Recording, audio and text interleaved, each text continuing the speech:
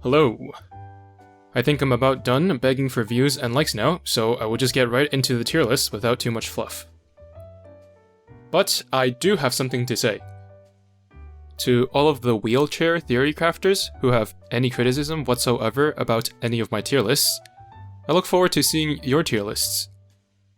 Don't worry, I won't personally attack any of your work because the tier list itself will probably do all of the work for me. For this video, I'm gonna try something new. I have left a timestamp in the description for where you can find the finalized version of the tier list, so feel free to just skip to the end and just screenshot it if you don't want to watch the entire video. Now, I will begin quickly by explaining what each tier means. S tier contains ships that immediately come to mind when you're building a fleet for the sole purpose of min-maxing. A tier contains ships that are very strong, but have some competition among S tier or other A tier ships. B tier ships are still quite good, but they're readily replaceable by the ships from the tiers above. C tier is the cute tier, which should be self-explanatory. And finally, F tier is the tier where I put ships that I have some sort of beef with, and occasionally I'll just arbitrarily put ships that will cause a little drama in there if I feel like it, to really get the people riled up. It's not a real tier, but it's a bit provocative, controversial, and just a fun time all around. So it is every bit as important as the other tiers. Since there are only 3 real tiers, the order within the tiers do matter. Alright, let's tier some ships, shall we? The best destroyer in the game is Shimakaze. She has ridiculously strong torps with double preload, and that only makes up for about half her damage because her barrages are equally as strong. With all the torps that she vomits out, she cares about neither shields nor concealed enemies in Chapter 14, and is one of the top Vanguard damage dealers in the game alongside Plymouth and Hindenburg. Next, we have Kazagumo. I did not include her in the highest tier in the previous version of the tier list, but I'm tired of pretending she's not the first ship that comes to my mind when I'm using at least 2 carriers and one of them is not Enterprise. Aside from being a mainstay in all carrier bossing compositions, she is extremely underrated in campaign because her flat damage buff is additive with ammo buff and has a lot of value when doing out of ammo fights, which happen to be the most challenging parts of late campaign chapters. She also heals your carriers every fight, and by a significant amount if you're using one as flagship. Easy S tier. Next up are Anshan and Changchun. These two are the definition of consistency and are unmatched against light armor. Anshan is ahead of Changchun because her buffs are slightly stronger when sortied alone. Next, we move on to the A tier. First up is Yudachi, who is more of a generalist, having great damage, bulk, and torpedo buffs. You can't go wrong with using her in almost all contexts, but in every single context, there's likely a better specialized option, whether it be for pure damage, as a tank, or as a damage buffer. Next, Kawakaze is quite similar to Yudachi, but trades some survivability for more damage consistency, the ability to completely ignore shields, and a better buff against cruisers. After Kawakaze, we have Harbin. When I made my light cruiser tier list, I knew something spooky was going on.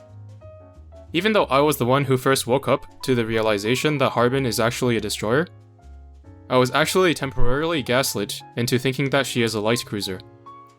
There is so much unregulated misinformation, or bullshit, if I may, on the internet these days, that you can be easily psyoped if you don't critically analyze every piece of information you come across.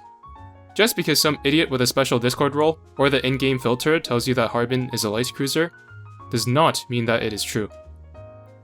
No, I will not be taking your big pharma medications, and Nijika is real. Anyway, back to Harbin's tiering. She's quite similar to the 2 ships in front of her in that she deals great damage regardless of the enemy's armor type. But the addition of the Rainbow Destroyer Gun helps Yudachi a bit more than her because Yudachi has a better all-out assault, and the extra burn chance helps Yudachi proc her 20% bonus damage more often. Next up, we have Jervis and Janus. I put them together, but they're really not similar at all, and just work very well together. First, Jervis can work great alone. She is a proper destroyer tank and at the same time can take care of submarines by herself in Chapter 14 while also babysitting your other 2 vanguards with heals. As for Janus, she is probably the cutest destroyer in the game. Aside from that, her and Jervis both buff each other, resulting in great damage, survivability, and Janus can do the anti-submarine job even better if needed. Next up are Otto and Felix.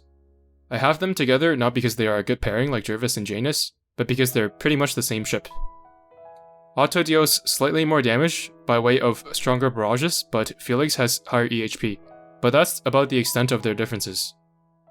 Both of them can function as tanks, but in the one place where you want a destroyer tank, which is chapter 14, their anti-submarine warfare is not as strong as Jervis, and their heavy gun damage runs into issues against shields and concealed enemies. As a result, I consider each one of them alone to be less useful compared to Jervis, and if you want to use them together, although there isn't much of a reason to, having two super tanky destroyers doesn't really have as much synergy as having one tank and one DPS focused duo. For those reasons, I placed them behind Jervis and Janus.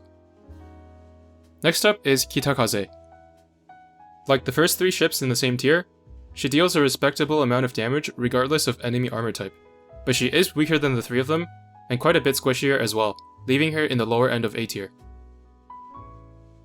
Next, Wakatsuki is a gunboat that doesn't deal as much as Kitakaze, but she has a couple of standout features in her barrages being aimed and ignoring shields, as well as top-of-the-line anti-submarine.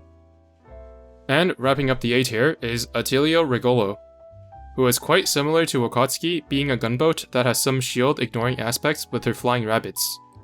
But I'm not entirely convinced as of right now that she is stronger than Wakatsuki, and her anti-submarine is definitely worse. Moving on to B tier, the first ship is Sumner, then followed by Suzuki. There's nothing much to say about them really. Their damage is solid, they're not squishy, and Sumner has a decent amount of AA, while Suzuki has a minor heal and smokescreen. Sumner is more torpedo focused, while Suzuki is more gun focused, and they don't particularly offer anything exceptional, so they're placed in the B tier. Next up are the other two Sumner classes. They don't deal as much damage as Sumner herself, but Ingraham has more anti-air and some minor heals, while Bristol has some damage buffs. Bristol's debuff is quite unreliable on auto, and have not been playing manual much these days. Her damage buff for other Sumner classes is just way too much of a pain to play around. Next up are Javelin and Ayanami. They each have their own strengths, but they perform about the same. Ships that are worse than them will not make it into B tier. Except for Z1, who offers huge buffs to Otto and Felix, making it a pretty solid themed fleet if that's what you're into. But it is by no means the best vanguard for any situation. And here are the ships in cute tier.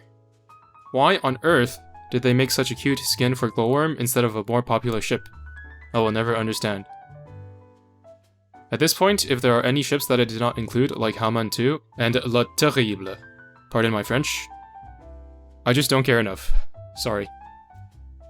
Now we can finally get into the F tier. In the light cruiser tier list, I had no ships in the F tier, so I'm going to work extra hard in this one to compensate for the lack of controversy in that one. The first ship in the F tier is Bush. I am not a fan of terrorists and bushed it 9/11. Next up is Grozny, aka the Gronzer, another terrorist of the lucky bag variety. I'm hoping to throw any federal investigations off my trail by including her in the F tier. And the final one is Bash. No explanation needed. At this point, I'm pretty happy with how the tier list looks, but I'm not done just yet. At the beginning of the video, I said that I left a timestamp that people could skip to in order to see the final version of the tier list. In order to cause the most controversy possible, I'm going to move all the ships that I can that will piss off the most amount of people. Ideally, it gets taken out of context and everyone loses their shit.